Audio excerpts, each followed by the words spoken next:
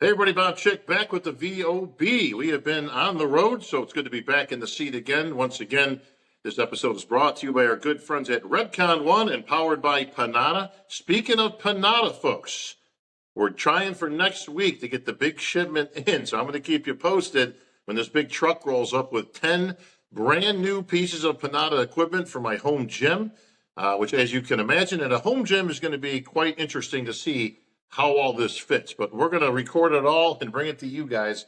This will be quite an adventure, but really looking forward to that. Panada, certainly the best equipment in the business. We call it the Ferrari of gym equipment. So that said, where was I? Well, I was on the road, of course, hosting a show, this time in Vancouver, Canada, not to be confused with Vancouver anywhere else, and a place called Victoria Island. This was a real cool destination spot. It's one of those places that the cruise ships come in and they actually stop there for the day or two while people are able to, kick around and enjoy themselves. What a great town.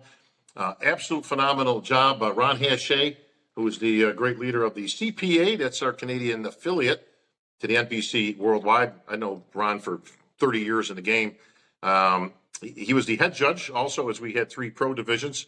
And promoter Corey, who did a fantastic job for all the athletes and all the fans attending. I got to meet and greet lots of people out in that area. So congratulations to everybody, especially the 3 new Olympians that earned their ticket. So women's wellness, don't know why I said women's wellness because there's no men's wellness. But that said, women's physique and, of course, women's bodybuilding all represented there as well. Congratulations to those athletes, and we'll see you on the Olympia stage come November 1. All right, folks, let's get right to it. Last night, the big news came out. Who got the invite to the Masters Olympia?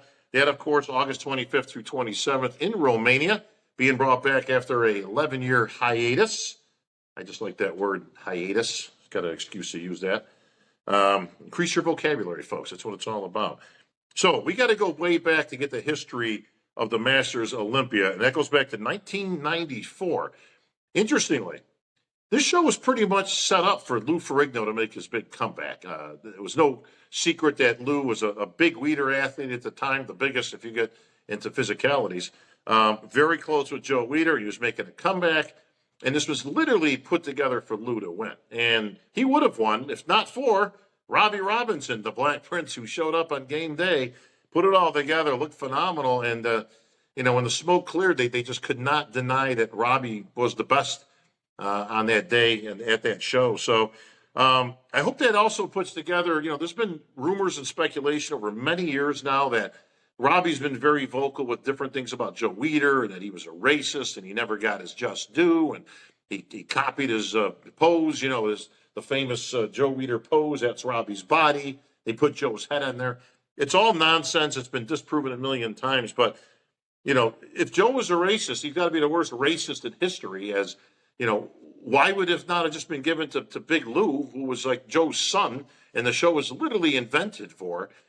That said, in numerous cover shots, I think that pretty much will put any of those rumors to rest. But that's probably a good subject for a future episode. But so 1994, it all starts. 95 is our good friend Sonny, and dearly departed Sonny Schmidt was a great bodybuilder. I always thought he was very underrated. If you look back at his physique, man, he was put together. And we are going to do a future episode on the most underrated pro bodybuilders of all time. And I'll give you guys a little bit of a hint. Because we were talking about this over the weekend. As I was up in the Vancouver area, it came to mind that the great Bob Paris actually lived not too far from there. So I was trying to score some sort of an interview with him. I would have loved to have seen what Bob Paris is up to these days. He was an early influence in my career and a lot of other people's. Generally regarded as one of the best posers of all time, but also one of the best physiques, especially if you're into the aesthetic, look and all that type of thing. But interestingly enough, Bob Paris never won a pro show. Ain't that something? When you really think about the magnitude of this guy's physique. Now, granted, he had some tough competition back then, but to think, the highest he ever got was a couple of third-place finishes and never cracked the top 5 at the Olympia. It tells you, A, how much the competition, what level the competition was and how much of it there was at that time. And that Bob Paris, again, justly or unjustly, we'll go over that again on a future episode. Should he have won a show? we'll explore that down the road. All right, 96 through 01. The great Vince Taylor, no disputing it. Vince was simply heads and shoulders above the rest. And what he produced out there was, I wouldn't say a Masters physique. It was a damn good physique, whether he was in the Open, the Masters. He was the winningest bodybuilder of all time to that point, before that record was eclipsed by the great Ronnie Coleman, and then eclipsed again by, that's right, Dexter Jackson. That record will probably never be beat. Don Youngblood would spoil Vince's party. I remember this like it was yesterday. 2002, and Don got a good head start because he was in the Olympia in 2002 as a qualified him. I was actually standing on stage not too far from Don Youngblood because that was my only Olympia appearance. And listen, it wasn't so much that Don was a much better bodybuilder. It's that Vince just let his guard down. He came in, he was a little off, especially as it goes for Vince Taylor, who's always in shape and is just superior when it comes to symmetry, proportion, size, again, all those things that we always talk about. But he was off that day. He was a little soft, a little laxed in his prep. And Don Youngblood, despite not having the greatest genetics in the world, brought undeniable conditioning to the stage, and he was rewarded justly with a victory. Unfortunately, he would lose Don not too many years after that. But the show would continue on with 2003 with Claude Grew as the winner. Claude was very good at that time, just coming off the normal men's open circuit. And then it took a few years off. We didn't see it again until 2006, but it wasn't the same show. It wasn't called the Masters Olympia. It was called the Masters World Championships. Why do I know that? Well, because I won it. It was my final show. That's when I hung him up. And that was the plan. I mean, I was hopeful that was the plan, but it actually ended up working out. And the very impetus, because people ask me all the time, what was the impetus for going in that show? It was actually to put together the series that I got in so many requests and well wishes over the years that we put together called War for the Worlds. Our good friend Travis Chapman and his group that put that together back in the days of bodybuilding.com, and we put it out there to the whole world. I mean, the camera was literally on me for 12 weeks of prep in personal life, at home, in the gym, training, meals, everything. And that was one of the precursors to all the modern stuff now that everybody does. They used to have the road to the Olympia, and we decided to do our own road to that, and that ended with a great victory. And then I would hang them up. And of course, that show was so great and so well received that we wouldn't see it for another 6 years. And it came back in 2006, back at the Olympia title again, Masters Olympia. And that would be won by none other than Dexter Jackson himself. It's amazing how much his name seems to come up when you're talking about bodybuilding history. Listen, Dexter was Dexter. Nobody was going to beat him. Now, that was 11 years ago. Again, why the big gaps in time? Why hasn't the Masters sustained? Well, the Masters is an interesting dichotomy in what the fans want to see versus what's profitable, what has an ROI, what sells tickets. It's still a business at the end of the day. And quite frankly, it just didn't do a lot in terms of ticket sales and such. There just wasn't a gigantic interest in seeing former pros at their best now compete, years later, in some cases 10 years later, to show what they've got. Now, while you may look good for a 50-year-old or whatever that age is, it doesn't necessarily mean you look good in terms of what we consider an overall bodybuilding look. People age, folks. That's why we have a Masters division, because you can compete with like kind, just like we have other divisions. So that brings us up to date. Jake Wood and his crew over at the Olympia, and especially Alina Popa, was very instrumental in bringing it back. They wanted to bring back the Masters Olympia. Let's see what it can do modern day, if it's got any more punch. And that's what they did. They put all the pieces together.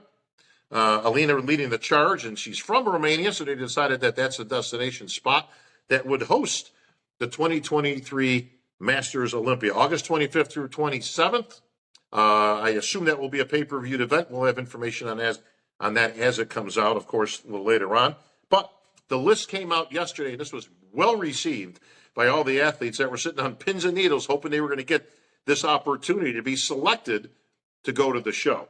All right, let's start things off. Men's physique. Now, there's some familiar names. See, I just moved that out of the way. Look at Big Noise. A little cheap plug here for the new product out of Redcon 1. Well, see how I did that there? That's good stuff. Strawberry kiwi. The key to this stuff is it's non-stim, which means you get a little kick, but it doesn't give you the jitters and all that stuff. This is perfect for when you're putting a podcast together. Don't want to get all crazy on you over here, but let's get back to the deal. Men's physique. I've seen a few names in here now. I just saw these lists myself last night. I didn't have any preview to these, so I'm seeing it as you are. And there's a few names that kind of stuck out to me in men's physique. Arya Safai, definitely a front runner. He's going to be up for that top 5. I'd be shocked if he wasn't in the top 5. Michael Ferguson, he's been a perennial, especially in the early years of men's physique, but still holding his own. But two names really stuck out, and that's Anton Antipov and George Brown. George Brown got to be my favorite going in. This guy is still a world-class physique on the Open Tour, and certainly in the Masters, he's going to be the guy to beat. Every class has about 20 competitors, so I'm not going to go through them all. I'm just going to really focus on the ones that I think got a legitimate shot at not only winning, but possibly placing in the money. So men's physique, I'm going to put my money on George Brown. All right, classic. There's only one name here, folks, and that's going to be my man, Alex Cambronero. Why do you know that name? Because Alex has been a perennial top 5 guy for probably the last, since the inception of Classic, so the last 5-7 years. That's a name you recognize. You also recognize him from placing top 3, third place at 40-something years old against all the current guys at the Arnold just this past year. So you got to give him the nod. Now, he's got competition. You got Dazzling Durham Charles, one of my old favorites, coming out. He'll be lighting up that stage, so wait to see what he brings to the table. Hopefully he'll do, listen, I like the classic stuff, but you know what? Classic for him is that old pop lock stuff he used to do, which used to bring the house down. So hopefully he's got that going. And Greg Rando, now people know that name because Greg has the distinction of being one of our own blind athletes. And he has handled his own on stage over the years, placing in many, many shows that I've been a part of. He's going to be an instant contender, but I don't see anybody touching Alex Cambronero. It's his for the taking. All he has to do is do his homework, show up like he normally does, and that title's his. All right, the 212. One big name definitely stuck out to me, and that's David Henry. And, of course, everybody knows David Henry, original. Talk about the OG, winner of the 202 Olympia before we messed around with the weights a little bit before it finally settled in at 212. But David Henry putting his hat back in the ring, and he's been in shape, folks, because he's been competing. He hasn't really let down. He was just on stage a few months back out of the country, so a lot of people didn't see that one. Didn't win the show, but looked damn good doing it. And he's got his competition as well, but he's going to be definitely the man to beat. Derek Farnsworth, the freak, not the biggest guy you ever seen, but man, is he put together. And he's going to give David everything he can handle. Fernando de Almeida, not a name that flows off everybody's tongue, but I've announced him many, many times. He is definitely a contender, a lot of muscle on a 212 body. And the return of Japan's rising sun, Hidetada Yamagishi. How about Hidetada coming back? We haven't seen him in a few years, but he still looks like he's in good shape and one of the best presenters out there. You want to see some good classic posing? Watch what you see from Hidetada. But look for those 4 guys that contend into that top 5, and David Henry as the man to beat. All right, folks, let's get into the Open. Now, this is what I was waiting for. I was curious because we've heard some names, everybody from Jay Cutler to Johnny Jackson, my good buddy Jimmy Mentis out there. Big shout out, Jimmy. A lot of names were going around as possible coming back. Kai Green, Phil Heath even, right? But the list came out yesterday. None of those guys are in it, of course. But I guess who is in it? How about Josh Lenardowitz? Now, we haven't seen Josh in probably, 6 years, 7 years maybe. It's been a while. And he's had his share of ups and downs going through life and different things that he's come across. So competing wasn't really high in his list, but maybe enough time's gone back now where maybe we'll see. I don't think we ever really saw the best of Josh. I think he had a lot of potential. Certainly a big guy out there. And assuming that he's been staying in the gym all these years, he's going to present us a physique that's going to be very, very competitive. But he's got Kamal Algarni. Now, Kamal is obviously not one of the bigger guys. He's a 212 Olympia champion. That goes a long way because that means, obviously, he's the best at what he does against other guys in that range. Now, can he put on a few pounds without losing that physique? Because he tends to get a little square when he goes up in weight. Doesn't need it. Should probably come in no higher than about 215, and he's going to present a package that's going to be very difficult to beat because he's been competing as recent as just this last year. So it's not like he's coming back after 5 or 10 years.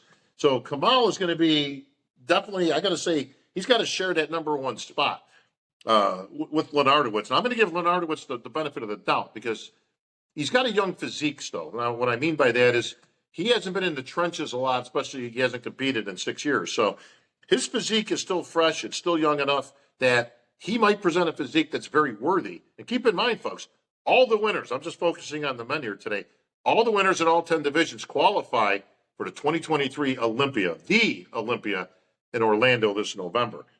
So who else we got in there? Max Charles.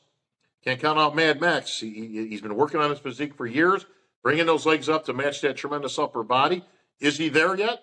We're going to find out, but he's going to give him a whole bunch of muscle up down that stage to take a look at. And here's a couple of names that you haven't considered. Phil Clahar is very underrated. This guy from the back can pretty much hold his own with anybody, and he has over the years, and he's been competing recently. So again, the last 2-3 years, he's been in the mix. He's placed in a couple of top fives. Don't be surprised if Phil Clahar is up there battling for this title. My old buddy Rusty Jeffers is in there. Show you how long he's been competing. Rusty and I competed in the 2006 Masters World Championship. So good for Rusty. I just ran into him not too long ago in Phoenix, in his home state, and we got to chatting about the good old days. But one thing will be for sure, you want to see some world-class posing. Rusty Jeffers is your man. There's a dark horse in the pick, folks. There's a dark horse right here. And I'm going to tell you who it is, and it's Ken Jackson. Now, everybody's going, who? I'll tell you who Ken Jackson is. Ken Jackson is the guy who's going to sneak up on everybody. If there's a guy to pick as a dark horse and a guy who can upset the apple cart, it's this guy. Go look at his physique. Google's your best friend, folks. He has been highly competitive, and he actually won the last Masters show I was hosting, and I believe that was the Legion, if I'm not mistaken. And he looked tremendous. I mean, he could have competed in the Open, in any Open show, with that physique. If he nails it, don't be surprised if he pulls the upset of the year and wins this whole thing. I would not bet against him. And a couple other names. My man Fred Biggie Smalls back in the mix. Got to love Biggie. I tell you what, you got better posers in this show than any regular Open show. I tell you what, if I'm there, I got to be calling on Fred Biggie Smalls and Durham Charles. I know they're in different divisions, but at some point I got to call both these guys out at the stage to give these guys a show. Have a little pose down with these guys, their style. How cool would that be? And a big shout out to my old buddy Vinny Galante. Vinny, big shout out. I know you were really looking forward to getting this invite, and you got it, my friend. I do have to ask, I noticed you got the invite in the Open. Just speculating, I'm not quite sure. I would have thought you were going on the 212, but hey, you want to go up against the big boys, man, bring it. You know Vinny's going to be putting his all into it, so best of luck to Vinny. And listen, best of luck to all of our competitors. The return of the Masters Olympia. Folks, keep your heads out. Keep your eyes out for more information coming soon. Again, pay-per-view information as we get closer to that August 25th and 27th deadline. And we'll see how it all pans out. But that's going to wrap it up for this edition. Once again, I'm your host, Bob Chick.